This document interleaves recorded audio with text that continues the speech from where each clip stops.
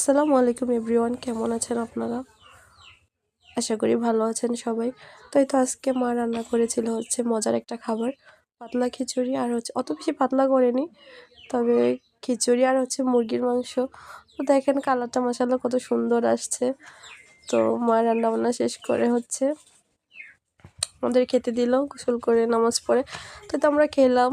সাইফের জন্য বেড়ে দিচ্ছে, তারপর আমি, বোনের বাচ্চারা, আমার বাবুরা সবাই মিলে একসাথে খেতে বসেছি আর মজা করে খাবারটা খেয়েছি।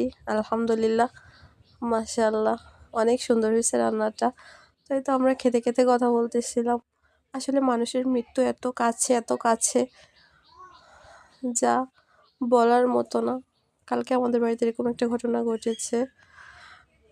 তো এই তো এটা আমাদের গাছের লেবু।